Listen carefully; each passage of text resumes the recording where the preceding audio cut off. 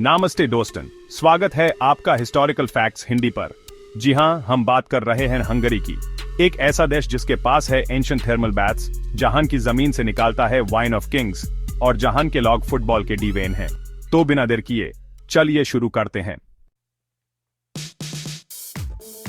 दोस्तन, क्या आपको पता है कि हंगरी की ऑफिशियल लैंग्वेज हंगेरियन या magyar दुनिया की सबसे अलग और मुश्किल लैंग्वेजेस में से एक मानी जाती है।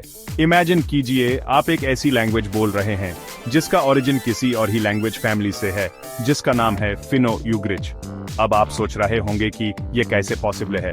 तो दोस्तों, ये लैंग्वेज सेंचुरीज पुरानी है और अगर आपको लगता है कि बास ओरिजिन ही अलग है तो आप गलत हैं। हंगेरियन लैंग्वेज की ग्रामर और वोकैबुलरी भी बहुत ही कॉम्प्लेक्स है, लेकिन दोस्तों मुश्किल का मतलब ये नहीं कि ये लैंग्वेज इंटरेस्टिंग नहीं है। तो अगली बार जब आप किसी हंगेरियन से मिले तो उनकी लैंग्वेज के बारे में पूछना मत भूलना। हंगरी को लैंड ऑफ थर्मल स्प्रिंग्स भी कहा जाता है और ये नाम इसे यूं ही नहीं मिला है दोस्तों। इस देश में 1500 से ज्यादा थर्मल स्प्रिंग्स हैं। इमेजिन कीजिए आप एक ऐसे देश में हैं जहां जमीन से नेचुरली गर्म पानी निकालता है और वो भी इतनी ज्यादा जगह पर।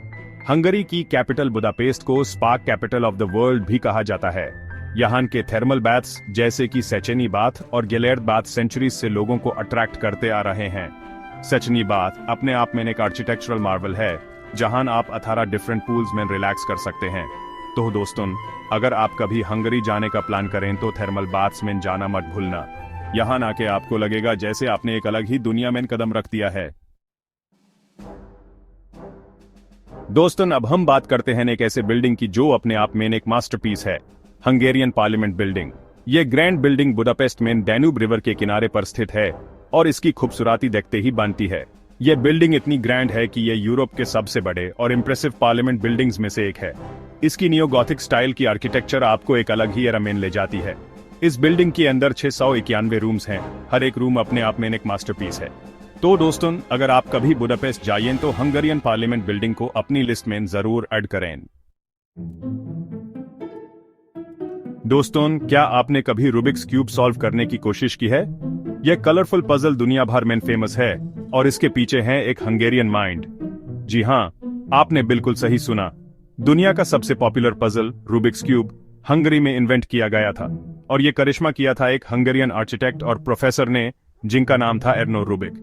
रूबिक्स क्यूब सिर्फ एक पजल नहीं है, यह एक चैलेंज है, एक ब्रेन टीजर है जो आपको हावर्स तक एंगेज रख सकता है।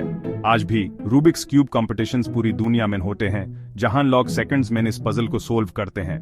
तो दोस्तों, अगली बार जब आप रूबिक्स क्यूब को सोल्व करने की कोशिश करें तो एर्नो रूबिक और हंगरी को याद जरूर करना। दोस्तों, क्या आप स्पाइसी फूड के शौकीन हैं? अगर हाँ, तो आपको हंगरी की नेशनल स्पाइस पपरिका जरूर ट्राई करनी चाहिए। यह bright red spice Hungarian cuisine का एक इम्पोर्टेंट पार्ट है और इसके बिना तो यहाँ की काफी डिशेज इनकम्प्लीट हैं। पपरिका सिर्फ एक स्पाइस नहीं है, यह हंगेरियन कल्चर का एक हिस्सा है। यहाँ के लोग पपरिका को अपने खाने में सेंचुरी से यूज करते आ रहे हैं और आज भी इसकी डिमांड पूरी दुनिया में है। हंगेरियन क्विजीन की बात करें तो सबसे पहले नाम आता है गुलाश का।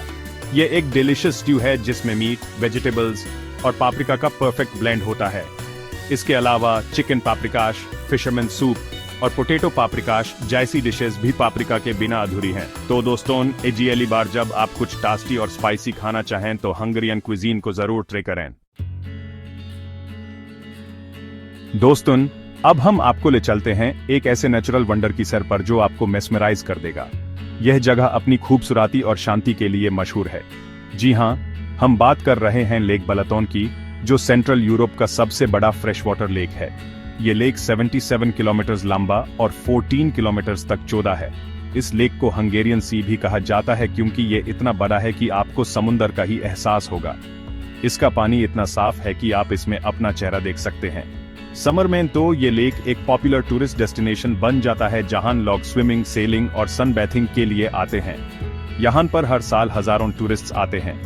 इमेजिन कीजिए आप एक ऐसे लेक के किनारे पर बैठे हैं जहां तक आपकी नजर जाती है सिर्फ पानी ही पानी दिख रहा है।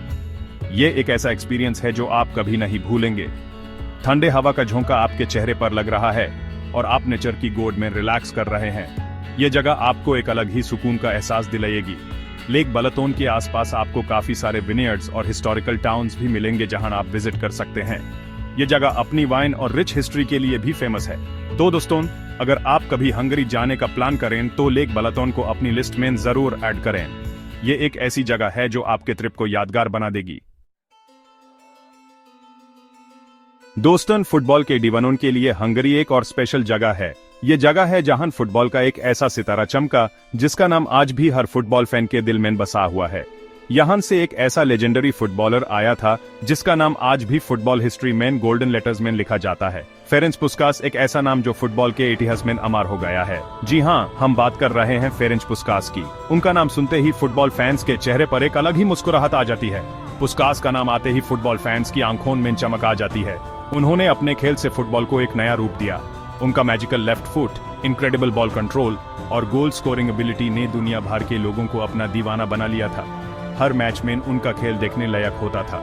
पुस्कास ने हंगेरियन नेशनल टीम के लिए खेलते हुए कई रिकॉर्ड्स अपने नाम किए और अपने देश को 1954 फीफा वर्ल्ड कप की फाइनल तक पहुंचाया। उनकी लीडरशिप और खेलने का अंदाज सबको प्रभावित करता था।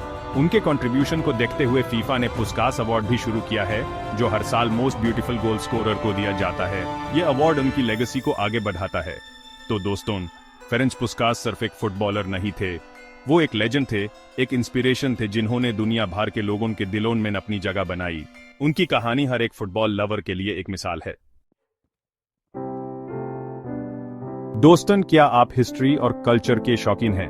अगर हाँ, तो हंगरी आपके लिए एक ट्रेजर ट्रोव है। यहाँ पर आपको ऐसे कई हिस्टोरिकल साइट्स देखने को मिलेंगे जो यूनेस्को वर्ल्ड हेरिटेज साइट्स में शामिल हैं। हंगरी में ऐसे 8 साइट्स हैं जहां आप इस देश की रिच हिस्ट्री और कल्चर को एक्सपीरियंस कर सकते हैं।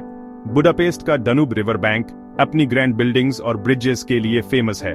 होर्तोबागी नेशनल पार्क आपको हंगरी की रूरल लाइफ की झलक दिखाता है। पेट्स का अर्ली क्रिश्चियन नेक्रोपोलिस 4वीं सेंचुरी एडी का है और यहाँ आप एंशिएंट रोमन आर्किटेक्चर देख सकते हैं। तो दोस्तों, हंगरी आपको एक अलग ही दुनिया में ले जाता है जहां आप टाइम ट्रैवल कर सकते हैं और हिस्ट्री को अपनी आंखों से देख सकते हैं। दोस्तों, क्या आपने कभी wine of kings and king of wines के बारे में सुना है? यह एक ऐसी वाइन है जो अपनी शानदार हिस्ट्री और यूनिक टेस्ट के लिए मशहूर है।